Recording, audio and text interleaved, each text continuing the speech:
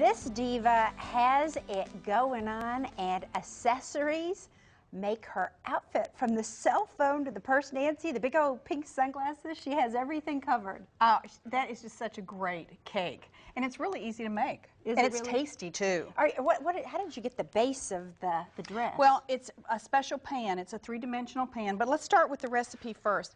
And over here I've creamed cream cheese, 8-ounce package of cream cheese, 2 sticks of butter, and 1.5 cups of sugar. And this is a cream cheese pound cake that we're making? Cream cheese pound cake. And when you first start creaming it, it looks a little yellow, but you cream it for about 5 minutes and you can see it gets very white. It kind of takes the color of the cream cheese. Now we're going to add some eggs. We're going to add them one at a time. So something dry, then unless something two wet. drop in. Okay. And then until they mix, you let them mix. And we're going to add 2 teaspoons of vanilla. I love vanilla because it gives such a nice flavor. Yes. So there were 5 eggs, vanilla. Mm-hmm. And the recipe would be on the website. Yes, the recipe is on the website. And then next we're going to add our dry ingredients and our wet ingredients. And we're going to start with a little bit of dry ingredients. You start and end with dry ingredients. You don't want to add too much at a time or you'll have this big cloud of flour coming up on you. What? So this is flour? Mm-hmm. Okay. It's 3 cups of flour, 2 teaspoons of baking powder, and a ½ teaspoon of salt mixed together. And the cream cheese is what gives it that nice moist flavor whenever you do cut into it. And now what are you adding now? Is this milk or cream? This is milk. Milk. You don't want to add too much at a time or you're going to get a little splash out like I did. Now do you add whole milk or you do skim? What does it? I use what the recipe calls for. So now we did the dry, the wet, the dry, wet, and you end on dry? And we'll let that mix in, scrape our bowl down because we want to make sure it's all incorporated in and that you don't have any dry pockets. And this is going to serve, what, like maybe a dozen people easily? Easy. Because it's a fairly dense taste, so you don't really need a very large piece. Just a big tall glass of milk with it, right? It's really good. It's absolutely one of my favorite. I love different kinds of pound cakes. And when you're using a three-dimensional pan, you want to use like a pound cake because it is a firmer textured batter.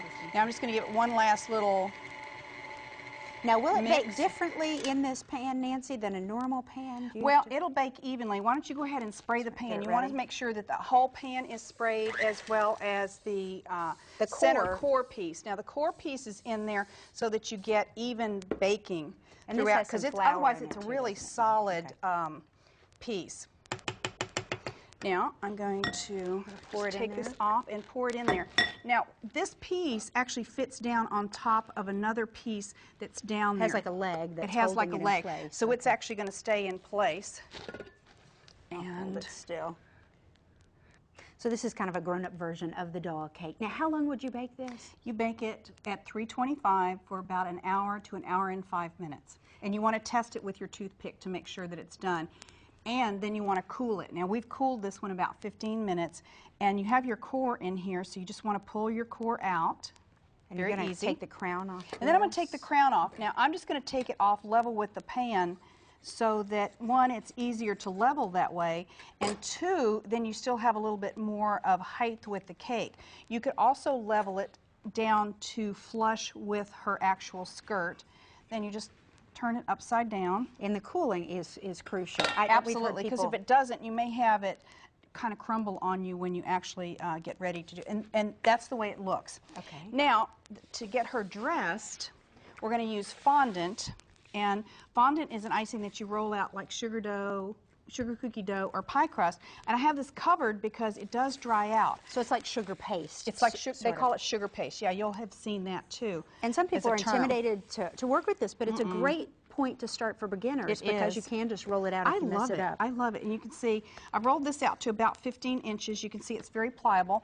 Then we're going to actually put it on this cake. And yours has an icing, yes, right? This has some buttercream icing. Some people thin their crumb coating. It's called a crumb coating. Other people just put a thin layer on there. What it does is it kind of evens out any little pockets you might have, but you can see that this other cake came out just perfectly. So it'll help the fondant, also helps the fondant adhere stick. To it. So this is about a 15-inch square. And you just take it and lay it over the top. So it's just a draping that you're making her dress out of. Now, if you wanted to do pleats in your dress, you could actually, you know, give her pleats, but we're just gonna, and you just pull it down. And even though we're showing you this way, use your imagination, your creativity, some inspiration, and make it your own. You don't have to do it exactly the way that we did it. So you just keep pulling it down and shaping it, and then we're going to cut the excess off. And this turntable helps because you can see I'm just kind of like turning this around, and it just molds to the shape of the cake that you're using. And now you bought this fondant pre-colored, No, pre-tinted, or did you color it yourself? I actually did color this with icing color. But you can There are purchase some it out there ahead that of are time. colored. And you want to work pretty quickly with the fondant once you take it out of I'm getting a little dimple back here, wrapper. and so I'll just pull that down and press and make it as smooth as I possibly can. If you stick your nail in it, don't worry about it, because what you can do is you can put a star over it. Over the top when of we it. actually decorate it. And the heat of your hand is truly helping you with the molding. Now I'm going to go around with a knife. There's also tools that you can use that will actually cut the fondant. And then I'm just going to pull this part off. And if you've never worked with fondant, it's almost like the modeling clay you worked with as kids, or absolutely. Play-Doh. And it's just a creative, and it actually, look how quickly she iced that cake with the fondant that you rolled out. So it's a bit quicker than the buttercream or the royal icing. I love it. Now I cut kind of raw here, so what I would probably do is round this under, and you can see with my hands I'm just kind of tucking it under. And it'll grow as you work with it too. So now the next thing we're going to do is we're going to add some sparkles, because you got to have shine when you're a diva. And it's magical too. It's it magical. gives it that magical. Now I'm going to go ahead and add a little bit of water with a pastry brush, but I don't want too much. I'm going to do this kind of all over. Is this just so the sparkles will stick? Yes. Otherwise they don't stick real well.